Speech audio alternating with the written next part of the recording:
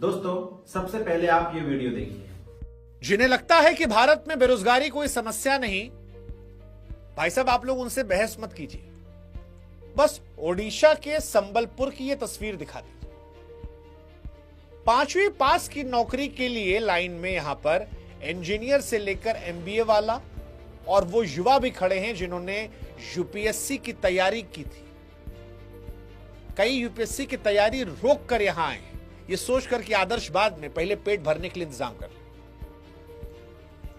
ओडिशा की यह तस्वीर कोई परीक्षा नहीं थी, ये मजबूरी की कतार है।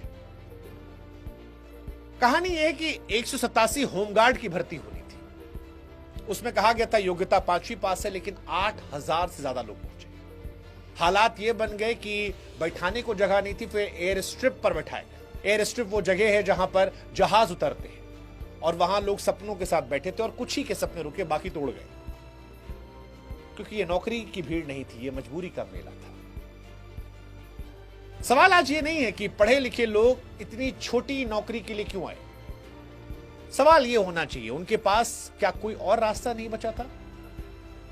क्योंकि जब इंजीनियर या यूपीएससी की तैयारी करने वाला 5वीं पास की भर्ती में खड़ा हो तो साफ है कि मेहनत से ज्यादा मौकों की कमी है। आज डिग्री होने का मतलब नौकरी नहीं रह गया है। पढ़ाई इंसान को आगे बढ़ाने के बजाय कतार में खड़ा कर रही है। लोग बड़ी नौकरी नहीं मांग रहे, कह रहे हैं भाई साहब कुछ तो काम दे दो। आज सवाल ये नहीं काम अच्छा है या नहीं, सवाल ये काम है या नहीं। और इसीलिए ओडिशा की तस्वीर सरकारों के लिए आईना है, पढ़ाई के सिस्टम के लिए चेतावनी।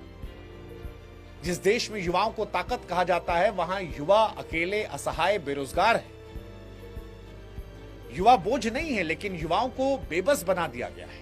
इसीलिए तस्वीर चीख चीख कर कहती है कि भाई साहब हालत बहुत खराब है और साहब बेरोजगारी बहुत ज्यादा। ध्यान दीजिए।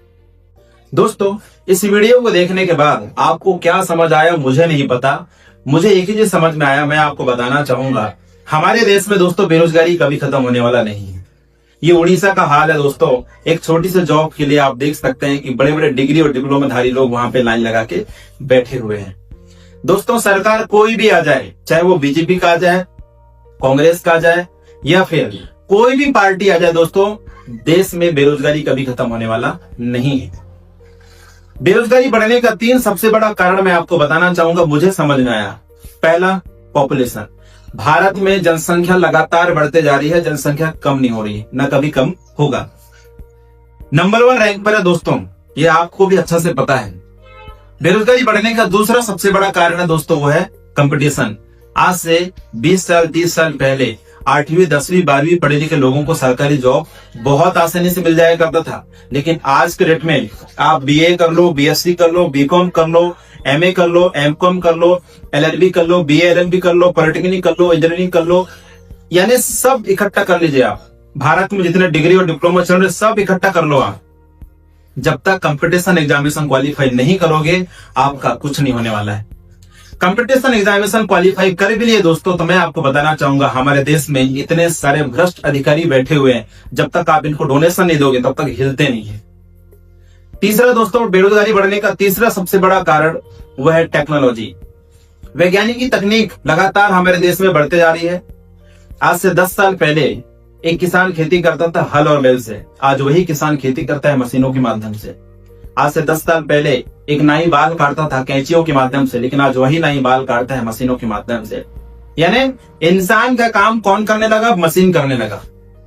तो स्वाभाविक सी बात है बेरोजगारी बढ़ेगी। तो दोस्तों सरकार को दोष देना बंद करिए। मैं तो एक ही चीज कहना चाहूंगा आपको, आज का जो डेट है दोस्तों स्किल का है। अपने स्किल को डेवलपमेंट करिए आप। आज से 10 साल 20 साल पहले पैसे कमाने के बहुत सारे जरिए नहीं थे, लेकिन आज बहुत सारे जरिए आ चुके हैं। तो मैं एक ही चीज कहना चाहूंगा आपको कि आप खाली स्टडी के भरोसे में मत रहिए। बहुत सारे ऑप्शन आ चुके हैं आज मार्केट में, यदि आप उसको बढ़िया से गहराई में जाकर समझते हैं तो दोस्तों बहुत आगे जा सकते हैं।